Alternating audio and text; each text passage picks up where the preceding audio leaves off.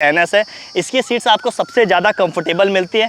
Split seats हैं, seats की जो लेंथ है वो भी दोनों बाइक से काफ़ी ज़्यादा है और बहुत ही ज़्यादा मतलब कंफर्ट मिलने वाला है। तो यहाँ पे राइडर और पिलियन दोनों के लिए भी कंफर्ट काफ़ी ज़्यादा है। सेकंड नंबर पे आपकी ड्यूक रहने वाली है, क्योंकि ड्यूक की जो सीट्स है कंफर्टेबल तो।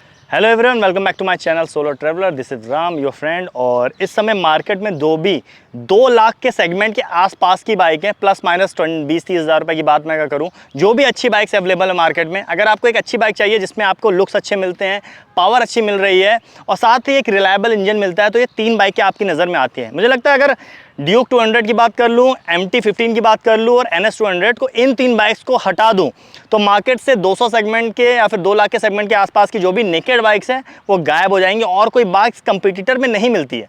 अगर आप मार्केट में भी जाओगे तो यही 3 बाइक्स आपको सबसे ज़्यादा रोड पे मिलेंगी। इसका मतलब है कि ये 3 बाइक सबसे ज़्यादा बिकने वाली बाइक्स हैं।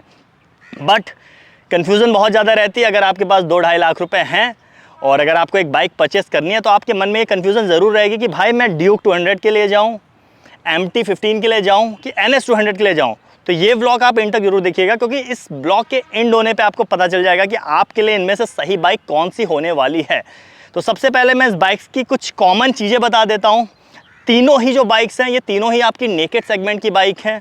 तीनों का ही जो हैंडल है वो काफ़ी अपराइट पोजीशन में है, मतलब कि मल्टीपर्पज़ बाइक है। आप इससे ऑफ रोड छोटी मोटी कर सकते हो क्योंकि ग्राउंड क्लियरेंस अच्छी खासी है इन लोगों की। आप इससे टूरिंग कर सकते हो क्योंकि अपराइट पोजीशन है। हैंडल में आपको मतलब रिस्ट पे, शोल्डर्स पे या फिर बैक में कहीं ज़्यादा पेन नहीं होने वाला। माइलेज ठीक ठाक दे देती हैं और पेट्रोल टैंक भी एवरेज है इन लोगों के, ऐसा नहीं है कि बहुत छोटे पेट्रोल टैंक है। तो कुल मिला के मतलब एक होता है जैक ऑफ ऑल बोलते हैं कि सारी चीज़ों को छू सकते हो। आप इससे टूर कर सकते हो, आप इससे हल्की मुल्की ऑफ रोडिंग कर सकते हो और अगर आपको ट्रैक पे जाना है या फिर एक रश ड्राइव करना है तो वो भी आप इसके साथ कर सकते हो। अब बात करते हैं कि इन तीनों में डिफरेंस क्या है। तो सबसे पहला डिफरेंस जो है वो आपके हेडलाइट्स में आपको दिख रहा होगा कि यहाँ पे जो ड्यूक है यहाँ पे आपको फुली LED हेडलाइट्स मिलती हैं। बिल्कुल अभी अभी हेडलाइट्स आई हैं, आप देख पा रहे हो 6 LEDs लगी हुई हैं यहाँ पे और बहुत ही ज़्यादा प्रीमियम हेडलाइट्स मिलती हैं। MT में आपको प्रोजेक्टर्स मिलते हैं।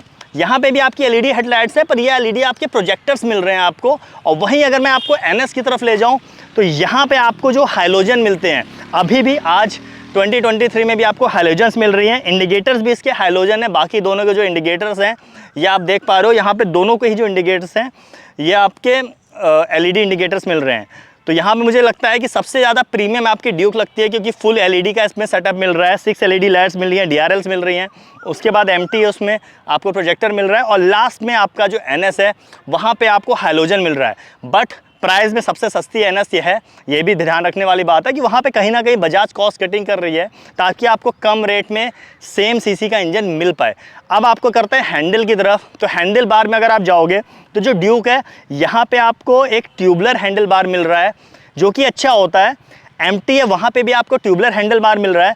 लेकिन अगर आप NS की तरफ जाओगे तो वहाँ पे आपको क्लिप ऑन हैंडल बार्स मिलते हैं, जो कि मुझे लगता है इन तीनों में सबसे ज़्यादा बेटर है, क्योंकि क्लिप ऑन हैंडल बार्स होते हैं वहाँ पे आपको जो परफॉर्मेंस होती है, आपकी जो कमांडिंग होती है वो सबसे ज़्यादा अच्छी होती है। हैंडल बार्स हो गए। अब आके आपके सस्पेंशन की तरफ, तो तीनों ही बाइक्स में आपको USD सस्पेंशन मिल रहे हैं। लेकिन जहां पे आपको KTM में WP के USP सस्पेंशन मिल रहे हैं, वहीं आपको MT में KRT के सस्पेंशन मिल रहे हैं। लेकिन NS में आपको ऐसा कोई ब्रांड मेंशन नहीं है। बजाज के होममेड सस्पेंशन हैं और साथ ही उन सस्पेंशन की जो डायमीटर है वो भी बाकी दोनों सस्पेंशन से कम है। तो वहाँ पे भी आपको दिख रहा है कि कहीं ना कहीं बजाज जो है वहाँ पे रेट में कुछ ना कुछ कटौती कर रहा है। जहाँ पे आपके ड्यूक और MT के सस्पेंशन काफ़ी ज़्यादा प्रीमियम दिखते हैं, वहीं पे बजाज के जो सस्पेंशन हैं उतने अच्छे नहीं दिखते। टायर्स में अगर आ जाऊँ तो यहाँ पे भी KTM जो है वो सबसे ज़्यादा एक्सेल करती है। फर्स्ट पोजीशन पे मैं KTM को ही रखूँगा, क्योंकि 110 सेगमेंट के टायर आपको मिल रहे हैं। टायर जो है आपके रेडियल टायर मिल रहे हैं। वहीं पे आपके जो MT है वहाँ पे 100 सेक्शन के और जो बजाज आपकी है वहाँ पे भी 100 सेक्शन के टायर मिल रहे हैं। और दोनों ही आपके सिंपल टायर है, दोनों में भी रेडियल टायर नहीं अवेलेबल है। अब बाकी आते हैं एलॉय व्हील्स की, तो तीनों में ही आपके 17 इंच के एलॉय मिल रहे हैं। जो आपके डिस्क साइज़ है, KTM में आपको 300 mm का डिस्क मिल रहा है, MT में आपको 282 mm का डिस्क मिल रहा है और जो आपका बजाज है वहाँ पे भी 300 mm का डिस्क आपको मिल रहा है। तो डिस्क तीनों में सेम है, लेकिन ब्रांड यहाँ पे डिफरेंस आ जाता है। KTM में आपको बाइब्रे के डिस्क मिल रहे हैं, यहाँ पे आपको MT जो है वहाँ बाइब्रे के मिल रहे हैं, लेकिन बजाज में आपको ग्रेमिका के डिस्क मिल रहे हैं। तो मुझे लगता है कि बाइब्रे के डिस्क की जो क्वालिटी होती है, जो उसके क्लैपर्स की क्वालिटी होती है वो ज़्यादा बेटर होती है। तो यहाँ पे भी आपका MT जो आपकी ड्यूक है वो कहीं ना कहीं एक्सेल कर रही है। तो यहाँ पे भी अभी तक जिस लाइन में आप खड़ा था, अगर मैं हैंडल बार को छोड़ दूँ तो बाकी सब में इसी लाइन में आपकी जो भी मतलब एक आ रहा है कि फर्स्ट नंबर पे आपकी अभी तक ड्यूक रह रही है, सेकंड नंबर पे MT और थर्ड नंबर पे आपकी NS रह रही है। अब आ जाते हैं इंजन की तरफ। तो ड्यूक में आपको मिलता है 200 सीसी का इंजन, जो कि आपका लिक्विड कूल टेक्नोलॉजी के साथ आता है। साथ ही आपका ये जो इंजन है 6 स्पीड गियर बॉक्स के साथ आता है। बाकी MT में भी आपका जो इंजन है 6 स्पीड गियर बॉक्स के साथ आ रहा है, NS में भी 6 स्पीड आ रहा है। तीनों में ही आपको लिक्विड कूलिंग मिल रही है, तीनों ही आपके 4 वॉल्व के साथ आ रहे हैं। लेकिन तो पावर की बात कर लें तो ड्यूक का जो इंजन है वो सबसे ज़्यादा पावर जनरेट कर रहा है, वो आपका 25 PS की पावर जनरेट कर रहा है। MT जो है वो आपके 18.4 PS की पावर जनरेट कर रहा है, और लास्ट में आपकी जो NS है वो 24.5 PS की पावर जनरेट कर रहा है।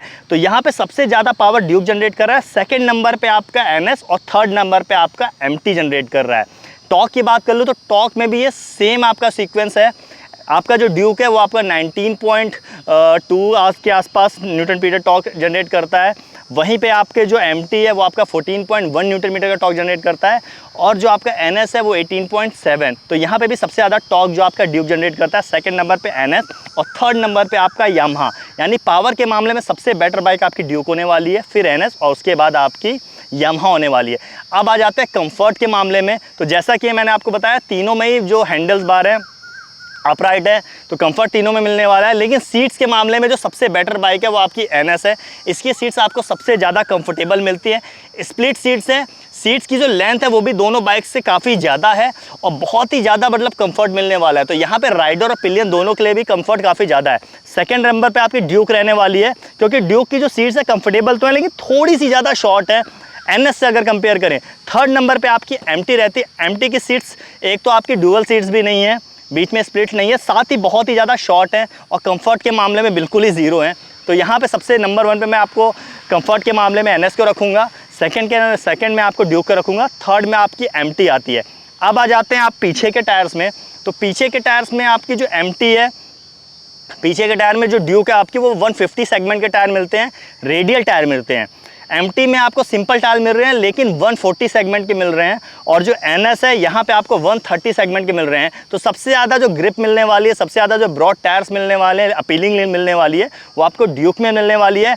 सेकंड नंबर पे आपको MT में मिलने वाली है, और थर्ड नंबर में आपको NS पे मिलने वाली है। एग्जॉस्ट नोट जो है वो मैं आपको बता देता हूँ कि तीनों ही जो बाइक्स हैं उसमें जो ड्यूक है और जो NS है दोनों में आपको अंडर बैली एग्जॉस्ट मिलता है। सिर्फ और सिर्फ MT ऐसी बाइक है जिसमें आपको साइड एग्जॉस्ट मिलता है, जो कहीं ना कहीं थोड़ा सा साइड से इसके लुक को इन्हेंस कर देता है।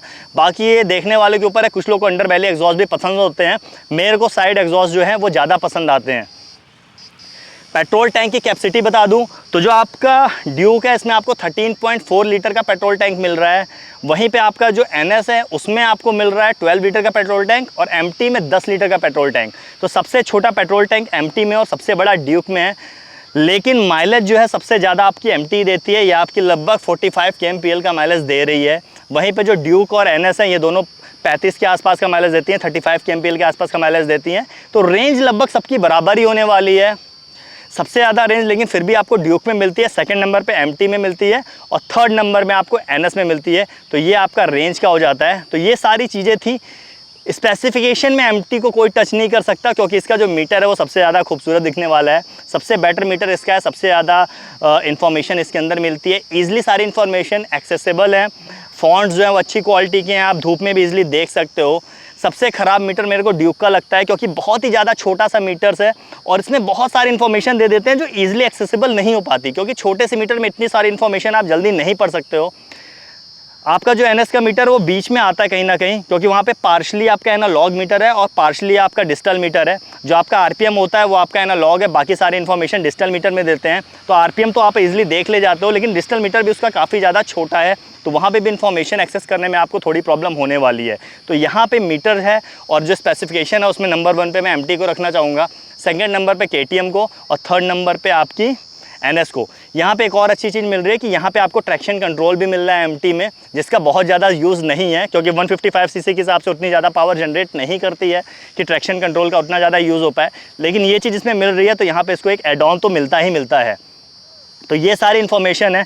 पीछे की अगर मैं सस्पेंशन की बात कर लूँ तो तीनों ही बाइक्स में पीछे के जो सस्पेंशन है वो मोनो शॉकर होते हैं और तीनों ही में आपके एडजस्टेबल सस्पेंशन आते हैं, सेटिंग्स के साथ आते हैं। आप उनको अपने हिसाब से एडजस्ट कर सकते हो, थोड़ा सा हार्ड कर सकते हो या थोड़ा सा लूज़ कर सकते हो।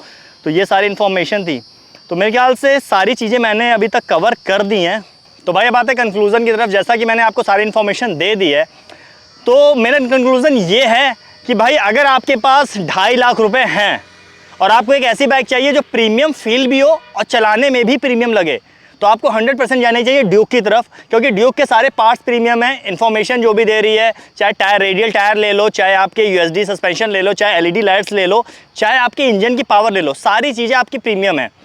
तो वहाँ पे आप नंबर 1 पे इसको चूज़ कर सकते हो। लेकिन अगर आपके पास 2.5 लाख रुपए नहीं है, आपका बजट थोड़ा कम का है, लेकिन आपको वैसी सेम परफॉर्मेंस चाहिए जो आपको ड्यूक में मिल रही है, परफॉर्मेंस के साथ कोई भी कमी बर्दाश्त नहीं कर सकते, तो आपको एनएस की तरफ जाना चाहिए, क्योंकि लगभग सारी चीज़ें ऑफर कर रहा है एनएस। बस उसकी जो क्वालिटी है वो थोड़ी सी इन्फीरियर है।